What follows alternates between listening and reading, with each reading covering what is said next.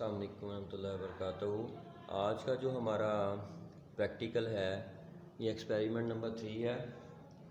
और experiment number 3 जो सा है ये कुछ इस तरीके से है कि हमने ये ऐसा तो 12.3.3 से रिलेट करता है और इसका ऑब्जेक्टिव ये है कि to verify the laws of refraction of light using a glass slab, यानी कि हमने लॉज ऑफ रिफ्रैक्शन जो से हैं उनको वेरीफाई करना है। किसके ज़रिए से? ग्लास लैब के ज़रिए से। अब ये है कि ग्लास लैब जो सा है ये ऐसा मीडियम है जो कि ग्लास का बना होता है और इसकी मदद से हम रिफ्रैक्शन को भी स्टडी करते हैं और लॉज ऑफ रिफ्रैक्शन को भी। तो वो मैंने उसकी पिक्चर कुछ साइड पे ये बनाई हुई है। ये ग्लास लैब है और इसके अंदर से कुछ इस तरीके का फेनोमेना होता है। तो चले मैं आपको शुरू करवाता हूँ, समझाता हूँ कि किस तरह से होता है, क्या होता है। सबसे पहले मैं ये पता चाहिए कि हमारे पास ऑपरेटर्स कौन कौन सा होना चाहिए। ग्लास लैब हमारे पास होनी चाहिए।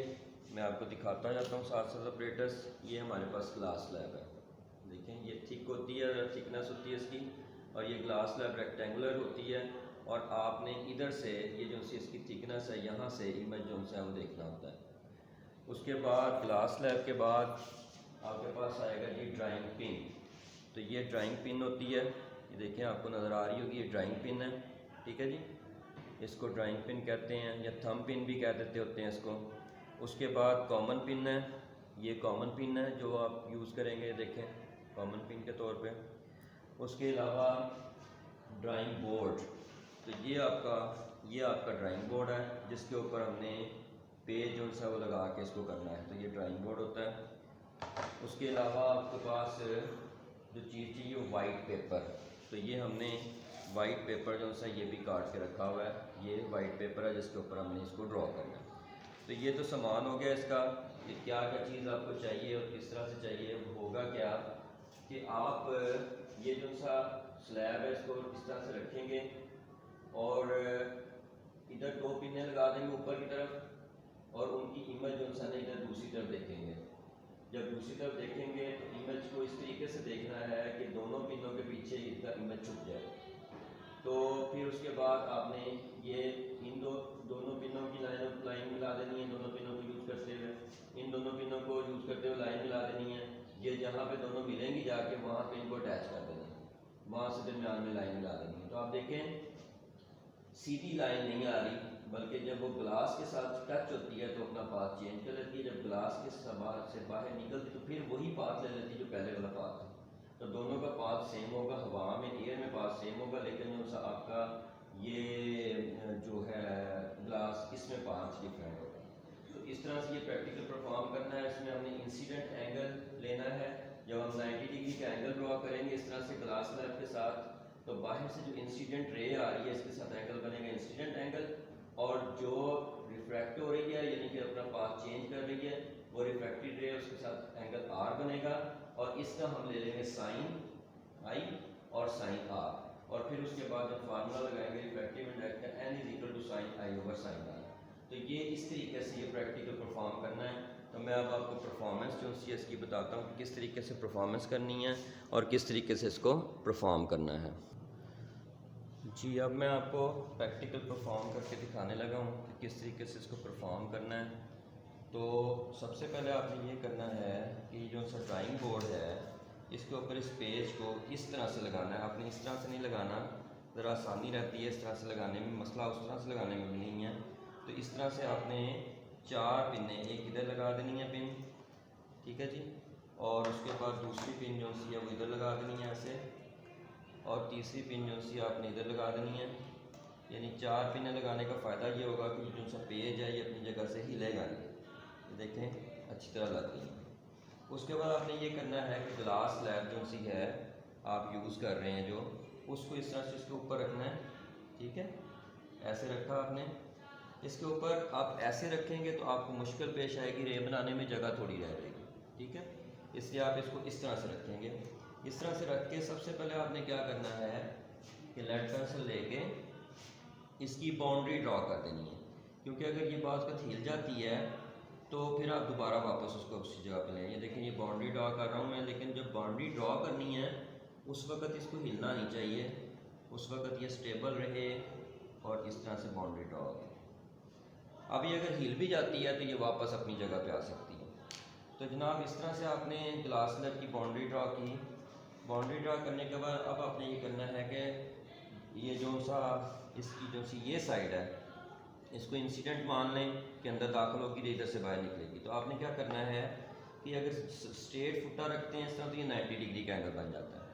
आपने सेंटर से थोड़ा सा परे करके यानी यहाँ पे इसको 90 डिग्री से कम एंगल कर देना, मिसाल तौर पे इतना एंगल कर दें, ठीक है जी। ये आपने इतना एंगल करके तो यहाँ पे एक लाइन लगा देनी है, यहाँ पे एक इस तरह से लाइन लगा देनी है, ये नाम लाइन है जो कि इसके साथ मिलेगी। तो दो पिनें जो सी हैं इसके ऊपर आप लगा दें। एक पिन जो सी है कॉमन पिन जो सी है वो लेके आप इसके यहाँ पे लगा देंगे, ये इसके ऊपर लग गई। दूसरी पिन जो सी है वो इधर से लेके इससे 2 सेंटीमीटर का फासला या 3 सेंटीमीटर का फासला, थोड़ा सा फासला रख के आपने यहाँ पे इस लाइन के बिल्कुल नीचे लगा देना है। अगर ये सख्त हो या कोई मसला हो तो आप इसको आराम से इसके ज़रिए से दबा के लगा सकते हैं। टैप ना करें, टैप करने से पिन जो सी है उसका नुकसान हो सकता है और टेढ़ी हो सकती है, इसलिए आसानी से दब जाती है। इसको लगा दें। ये 2 पिनें आपके पास लग गई हैं। अब ये जो 2 पिनें आपके पास लग गई हैं तो इसका मतलब ये हुआ कि अब आपने ग्लास स्लैब जिस तरह से पहले रखी हुई थी उसी तरह से इसके ऊपर रख देंगे। यानी कि इसको उठा के हमने बाहर रखा तो फ़ायदा ये है कि अब दोबारा रखेंगे तो अपनी जगह पे वापस आ जाएगी, ठीक है जी। आप ये जो आपने अरेंजमेंट की है ये अब आप देखेंगे कि आपको यहाँ पे इसका इमेज नज़र आएगा इस जगह पर। देखिए मैं आपको दिखाता हूँ करीब करके। अगर मैं इसको करीब करूँ इस तरह से, थोड़ा सा कैमरा मैं ऊपर कर देता हूँ तो आपको अच्छे तरीके से नज़र। देखें ज़रा, मैं इसको ऐसे करूँगा तो आप देखें कि आपको इसका इमेज नज़र आएगा। ऊपर से पिनें भी नज़र आ रही हैं और साथ साथ इमेज भी नज़र आ रहा है। तो जो सा ये इमेज नज़र आ रहा है यहाँ पे, यानी कि जो पिनें ऊपर नज़र आ रही हैं उनको नहीं आपने देखना ऊपर से, आपने यहाँ से इसका इमेज देखना है। जब यहाँ से आप इमेज देखेंगे तो इमेज जो सा है आप देखेंगे कि बिल्कुल एक लाइन में आता है। मैं इसको ऐसे करूँगा तो देखें इमेज चेंज हो जाता है, जब ऐसे करूँगा तो इमेज एक लाइन में आता है। ये देखें अब एक लाइन में आ गया, यहाँ पे आके एक लाइन में आ गया। जब एक लाइन में आ जाएगा इमेज तो उसके बिल्कुल सामने आपने एक पिन लगा देनी है। जब ये लाइन में इस तरह से आ जाएगा इमेज को देखते हुए, आपने ऊपर से पिनें नहीं देखनी, आपने इमेज को देखना है कि एक लाइन में आ जाए।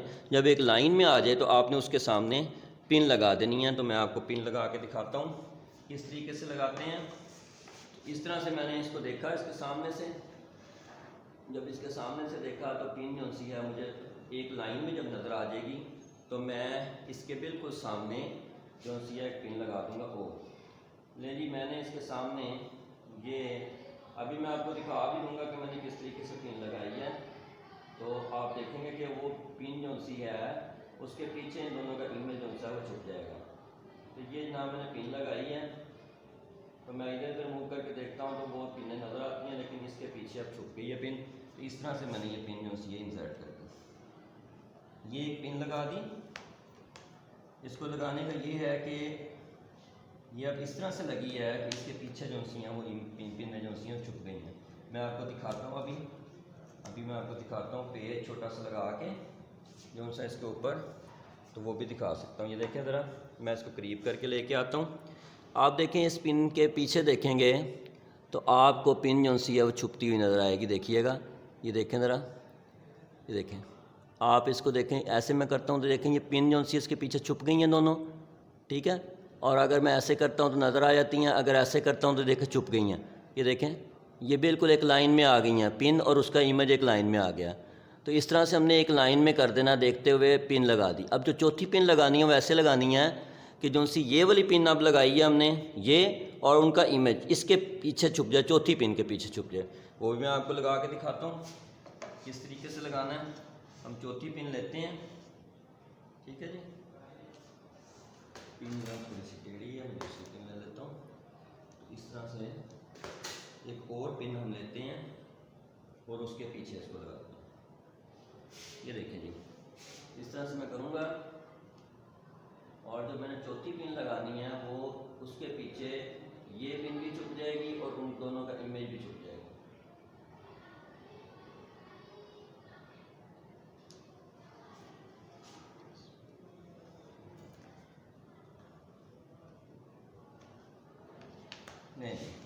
अब ये देखें, मैं आपको दिखाता हूँ। ये देखें, अब मैंने आपको ये दिखाया है। देखें, ये इस पिन को मैं ऐसे करता हूँ, देखें ज़रा गौर कीजिएगा। ये देखें, इस पिन के पीछे वो पिन भी छुप गई है और उनका इमेज भी छुप गया। अगर मैं इसके पीछे अपना हाथ रखूँ ऐसे, अब आपको शायद सही नज़र आए, नहीं, ऐसे ही बेहतर नज़र आ रहा है। ये देखें इस तरह से, ये देखें पिन के पीछे जो सी हैं वो सारी छुप गई हैं। ये ऐसे करता हूँ तो नज़र आ जाती हैं, देखें, और जब मैं ऐसे करता हूँ तो ये देखें पिन के पीछे छुप गई हैं। इस तरह से आपने इसकी अरेंजमेंट करनी है कि इस पिन के पीछे, चौथी पिन के पीछे सारी पिनें जो सी छुप जाएँ, दोनों का इमेज भी छुप जाए और जो सी पिन है वो भी छुप जाए। ठीक है जी। अब मैं इसको क्या करूँगा, जब ये हमने अरेंजमेंट कर ली, अब एक एक करके ये पिन जो सी ना उतारनी है। ये पिन उतारी और इसको सर्कल कर दें। दूसरी पिन उतारी, इसको अब साइड पे कर दें, इसको सर्कल कर दें। जब तीसरी पिन उतारेंगे, बड़े एहतियात से इसको सर्कल करना है। उसकी वजह यह है कि अगर आपने पिन कहीं और लगी है और सर्कल कहीं और कर दिया तो आपकी लाइन जो सी है वो ख़राब हो जाएगी। तो इस तरह से मैंने ये सर्कल कर दिया, आपको दिखा देता हूँ। ये देखें पास करके, ये मैंने सर्कल कर दिया। जब मैं ऐसे सर्कल कर दूंगा, अब मैं क्या करूँगा, इन दोनों लाइनों को, ये जो से पॉइंट है, इनको मिलाते हुए एक लाइन इधर सीधी इधर टच करवा दूंगा। तो वो किस तरीके से करवाऊँगा ये मैं दिखाता हूँ आपको बना के। देखें, इस तरीके से आपने इसको यहाँ पे रखा, फुट को दोनों को मिलाते हुए आपने इस तरह से लाइन जो सी एक बना दी। ये लाइन बन गई। उसके बाद जब ये लाइन बन गई तो अब आपने ये करना है कि ये लाइन और ये जिस पॉइंट पे दोनों लाइनें मिली हैं उन दोनों पॉइंट्स को आपस में मिला दें। तो इस तरह से मैंने इन दोनों पॉइंट्स को ये देखें आपस में मिला दिया।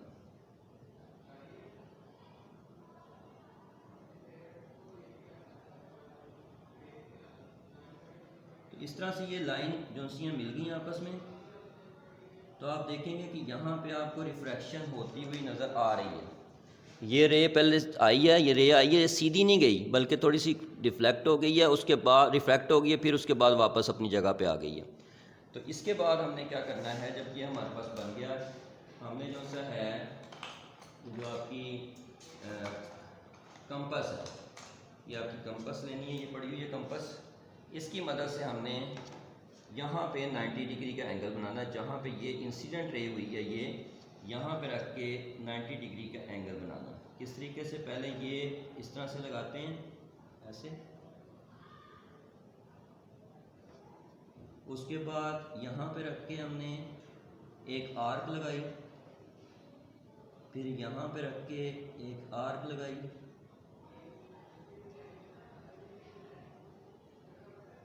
और फिर यहाँ पे रख के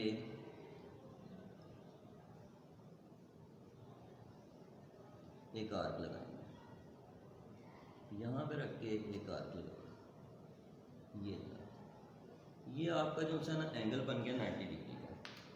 अब आपने क्या करना है, पेंसिल के ज़रिए से इसको मिला देना है। ये पेंसिल के ज़रिए से इस तरह से इसके अंदर से गुजरती हुई लाइन जो सी है वो मिला देंगे, ये ऐसे। ये देखें, ये आपको नज़र आ रहा होगा 90 डिग्री का एंगल बन गया। ये देखें, यहाँ पे रख के ये आर्क लगाई, फिर यहाँ पे रख के ये आर्क लगाई, यहाँ पे रख के ये आर्क लगाई, और फिर ये भी आर्क यहाँ पे रख के लगेगी, फिर यहाँ पे रख के ये आर्क लगाई। जहाँ पे ये कट हो रही हैं वहाँ से एक सीधी लाइन जो सी इसके अंदर से गुजरती हुई गुजार दी आपने इस तरह सीधी। ये 90 डिग्री का एंगल बन गया। अब आपका क्या है जी, ये जो है लाइन, ये जो आ रही है, ये आपकी इंसिडेंट लाइन है, इंसिडेंट रे है। इसकी वजह से ये एंगल जो सा होगा ये आई होगा, और ये जो सी रे है ये रिफ्रैक्ट हुई है, सॉरी ये रे रिफ्रैक्ट हुई है, इसलिए ये जो सा एंगल होगा ये आपका आर होगा। ये आई हो गया इंसिडेंट रे की वजह से, ये आर हो गया रिफ्रैक्टेड रे की वजह से, और ये वो रे है जो इमर्ज हो रही है, इमर्ज आउट यानी बाहर निकल रही है। ठीक है जी। तो इस तरह से ये दो एंगल हमारे पास। अब इन एंगल जो से हैं इनको हमने नोट करना है कि ये क्या एंगल है। हमारे पास ये डी होती है। देख रहे हैं कि जो लाइन है कि जिस तरह से ये पिक्चर बनी हुई है, इसमें हम अब एंगल जो से मालूम करेंगे। तो 90 डिग्री का एंगल ये ड्रॉ कर लिया हमने। तो यहाँ पे हमने ये देखना है कि इसका क्या जो सा है वो एंगल आ रहा है। तो इस तरह से इसको रखेंगे, ये लाइन जो सी है इस लाइन के नीचे आ जाएगी और ये लाइन 90 के बिल्कुल नीचे आ जाएगी इस तरह से। तो जब ये लाइन हम इसके साथ रखेंगे तो ये एंगल काउंट करेंगे कि एंगल कितना है हमारा। तो ये आप देख रहे हैं एंगल 10, 20 और ये 25 हो गया, 26, 27, 28, यानी 28 जो सा एंगल है हमारा बन रहा है। तो यहाँ पे हम रख देंगे, लिख देंगे 28 डिग्री। अब इसी डी को हम घुमाएंगे और नीचे की तरफ ले आएंगे। जब नीचे की तरफ ले आएंगे तो ये लाइन के नीचे लाइन आ जाएगी, ये वाली लाइन इसके नीचे आ जाएगी और ये लाइन वाली लाइन 90 के नीचे आ जाएगी इस तरह से। तो जब इस तरह से करेंगे हम तो हम देखेंगे कि ये कितनी मेजरमेंट है। तो ये मेजरमेंट बनती है 10, 15, 16, 17, 18। तो हमारी ये जो सी मेजरमेंट बनती है 18 डिग्री की बनती है। तो ये हमने लिख दिया जी 18 डिग्री। तो इस तरह से हमारे पास जो इंसिडेंट एंगल आया है वो 28 है और जो सा रिफ्लेक्टेड एंगल आया है वो 18 डिग्री है। अब यहाँ पे हमने फार्मूला हमें पता है sine i over sine r होता है। ठीक है जी, हम यहाँ पे वैल्यूज़ पुट करेंगे और वैल्यूज़ पुट करते हुए हमने फिर इसको सॉल्व करना है। तो ये हो जाएगा जी साइन आई की कीमत है जी 28 डिग्री और जो आर है उसकी कीमत है जी साइन 18 डिग्री। तो ये दोनों की अब वैल्यू हमने देखनी है। अब हमारे पास अगर साइंटिफिक कैलकुलेटर की हमें इजाज़त नहीं है तो हम देखते हैं कि हम इसको किस तरीके से सॉल्व करेंगे। तो उसके लिए फिर हमें एक बुक की ज़रूरत होती है जिसे कहते हैं लॉगरिदम बुक। ये बुक होती है जिसे हम कहते हैं लॉगरिदम बुक। तो वो ये हमारी बुक होती है लॉगरिदम बुक, लॉगरिदम टेबल जिसे कहते हैं। तो लॉगरिदम टेबल जो सा है इसमें लॉग की वैल्यू होती है, एंटी लॉग होता है और आखिर पे ये दिए होते हैं साइन, कॉस और टेन। ये देखें आपको नज़र आ रहा साइन, कोसाइन और टेंजेंट। तो ये वैल्यूज़ यहाँ से हम ले लेंगे। तो जिस तरह से मिसाल तौर पे साइन 28 की वैल्यू लेनी है तो ये 28 डिग्री है, ये इसके सामने लिखा हुआ साइन की वैल्यू, तो ये आ जाएगी 4095। तो यहाँ पे हम लिख देंगे 0.4095 डिवाइड बाय साइन 18 अब लेनी है। तो ये देखें ये हमारे पास 18 है, इसकी वैल्यू होती है 0.3090। तो ये हो जाएगा 0.3090। तो इस तरह से हम ये दोनों वैल्यूज़ जो आई हैं इनको डिवाइड करेंगे और देखेंगे कि हमारा क्या जवाब आता है। तो हम डिवाइड करते हैं 0.4095 डिवाइडेड बाय 0.303090। तो ये हमारे पास जवाब आता है 1.32। तो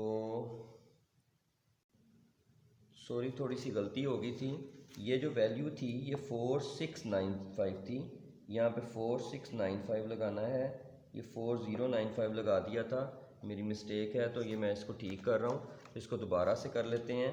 तो यहाँ पे हम दोबारा से इसको कर लेंगे 0.4695 डिवाइडेड बाय 0.3090। तो इसको इक्वल करें तो ये 1.51 हमारे पास आंसर आता है। तो इस तरह से हम लिखेंगे 1.5 और अगर राउंडिंग ऑफ कर दें तो 52 कर देंगे। तो ये असल में हमारे पास पॉइंट जो ग्लास का रिफ्रैक्टिव इंडेक्स होता है यानी कि n वो 1.5 होता है। तो ये देखें हमारे पास 1.52 आया है, जो कि 1.5 अगर हम ले लेते हैं क्योंकि 2 को हम छोड़ सकते हैं, राउंडिंग ऑफ कर लें तो 2 को भी छोड़ सकते हैं, तो उससे हमारा जवाब जो सा वो ठीक बन जाता है। तो इस तरह से हमने ये प्रैक्टिकल जो सा परफॉर्म किया। सबसे पहले हमने ये किया है कि जो सी ग्लास स्लैब है यहाँ पे रखी थी उसकी बाउंड्री ड्रॉ की, उसके बाद ये लाइन लगाई और ये 2 पिन्ने लगा दी। उसके बाद उसका इमेज यहाँ पे देखा, तो इमेज जब यहाँ पे देखा तो हमारे पास ये 2 यानी एक ये और एक ये पॉइंट हमारे पास आए, इन दोनों को आपस में मिला दिया हमने। तो इसके बाद जब इनको मिलाया तो यहाँ पे लाइन मिली और यहाँ पे लाइन मिली, इनको आपस में सीधा करके मिला दिया। जब इनको मिलाया और फिर उसके बाद 90 डिग्री का एंगल यहाँ पे ड्रॉ किया। 90 डिग्री एंगल ड्रॉप करने के बाद ये इंसिडेंट एंगल इंसिडेंट रे की वजह से बन गया, ये रिफ्रैक्टेड एंगल रिफ्रैक्टेड रे की वजह से बन गया और ये इमर्जिंग रे कहलाती है। तो इस तरह से हमने ये एंगल नोट किया 28 आ गया, ये एंगल नोट किया 18 आ गया। आई और आर की जगह पे ये एंगल रखे और जो सी लॉगरिदम बुक है उससे ये एंगल नोट करके साइन की वैल्यूज़ नोट करके उनको डिवाइड किया, तो ये हमारे पास जवाब आ गया 1.52। तो इस तरह से हमने एक प्रैक्टिकल परफॉर्म किया। तो इसी तरह से हमने ये जो एक प्रैक्टिकल परफॉर्म किया है, इसी तरह से हमने एक और प्रैक्टिकल परफॉर्म किया हुआ है जो कि ये है। ये देखें, यहाँ पे भी एक प्रैक्टिकल परफॉर्म किया हुआ है, यहाँ पे भी यही किया था, सब कुछ वही प्रोसेस करके, लेकिन यहाँ पे एंगल एक 17 डिग्री आया था और एक 11 डिग्री आया था। दोनों के साइन हमने लिए, sine i over sine r, तो जब इसकी वैल्यूज़ निकाली तो इसका जवाब भी 1.5 आता। इस तरह से एक ये भी प्रैक्टिकल जो सा परफॉर्म किया जिसमें 17 और 11 एंगल आता है, तो उसमें भी आपका सही जवाब आता है। और एक ये प्रैक्टिकल है जो कि परफॉर्म किया हुआ है, ये देख रहे हैं आप, इसमें जो सा एंगल है 22 डिग्री आ जाता है और एक 15 डिग्री आ जाता है। तो इस तरह से आई और आर की वैल्यू लगा के तो ये जब परफॉर्म किया तो 1.45 आया। अब देखें, ये एंगल जो सा है ये कम बनता है 5 से, लेकिन अगर देखें तो इसको राउंडिंग ऑफ कर दें अगर हम, तो ये 1.5 बन जाता है। तो इस तरह से ये भी एंगल जो सा है ठीक है, अगर 1.45 से ऊपर जितना आता है और 1.54 से नीचे नीचे एंगल होता है आपका, राउंडिंग ऑफ करके भी 1.5 अगर बन जाता है तो वो भी जवाब ठीक है। तो इस तरह से हमने ये प्रैक्टिकल जो सा परफॉर्म किया है। उम्मीद है कि आपको समझ आ गई होगी जी। थोड़ी सी मिस्टेक्स भी हुई हैं अंदर, उसके लिए मैं माजरत चाहूँगा। अगर हमने इन प्रैक्टिकल्स को टेबल में लिखना हो तो किस तरह लिखेंगे। जिस तरह ये प्रैक्टिकल परफॉर्म करके मैंने आपको दिखाया है, तो इसको आप किस तरह से टेबल में लिखेंगे वो मैं आपको लिख के दिखाता हूँ। जिस तरह से देखिए साइन, ये इंसिडेंट एंगल आई है, ठीक है। तो हमारे पास जो इंसिडेंट एंगल आई आया है वो है 28, तो यहाँ पे लिख देंगे 28 और यहाँ पे लिख देंगे साइन 28 और साइन 28। उसके बाद जो हमारे पास एंगल आर आया है वो हमारे पास 18 आया है, तो हम यहाँ पे लिख देंगे 18 डिग्री और यहाँ पे आ जाएगा साइन 18 डिग्री। अब यहाँ पे वैल्यू हम पुट कर देंगे साइन 18 की और साइन आई की और साइन आर की। तो यहाँ पे जब वैल्यू पुट करेंगे तो हमारे पास आती है 0.4695 डिवाइडेड बाय, सॉरी इसको सीधा करके लिख देता हूँ, डिवाइडेड बाय 0.3090। इसका जवाब जो हमारे पास आता है वो आता है 1.5, ठीक है जी, 1.52। और जो दूसरा हमने प्रैक्टिकल परफॉर्म किया है वो कुछ इस तरीके से है कि हमारे पास जो इंसिडेंट एंगल आता है वो 17 डिग्री आता है और इसमें साइन 17 लिख देंगे, इसको डिग्री लगा दें ऊपर। और यहाँ पे जो सा दूसरा एंगल आता है 11 आता है डिग्री, तो ये हो जाएगा जी साइन 11 डिग्री। इसकी वैल्यू हम लिख देंगे 0.2924 डिवाइडेड बाय 0.1908। तो जब इसका जवाब निकालेंगे तो ये आता है पूरा 1.50 आता है। तो जो इस तरीके से हमने एक टेबल जो सा वो कंप्लीट करना है। यहाँ पे हमने देखें एक्सपेरिमेंट नंबर 3 किया है जो कि हमने लॉज ऑफ रिफ्रैक्शन को वेरीफाई किया है ग्लास स्लैब के जरिए से, और इसमें ये हमने चीज़ साबित की है। देखें, इंसिडेंट रे, रिफ्रैक्टेड रे और ये नॉर्मल यानी 90 डिग्री का एंगल एक ही प्लेन के ऊपर है। पहला लॉ ये जो सा ना वो कहता है, और दूसरा लॉ ये कहता है कि जो सा साइन आई और ये जो सा आई और आर होते हैं ये डिफरेंट होते हैं, और इसका जो फार्मूला है वो n equal sine i over sine r होता है, और इसकी वैल्यू 1.5 आनी चाहिए ग्लास की। तो ये हमने दोनों चीज़ें लॉ जो से इससे प्रूव की हैं, इससे साबित की हैं। ये देखिए सीधी रे आ रही थी लेकिन ये रिफ्लेक्ट हो गई है, ठीक है। तो इस तरह से हमने प्रैक्टिकल परफॉर्म किया है। तो उम्मीद है कि आपको समझ आ गई होगी। अस्सलाम वालेकुम रहमतुल्लाहि व बरकातहू।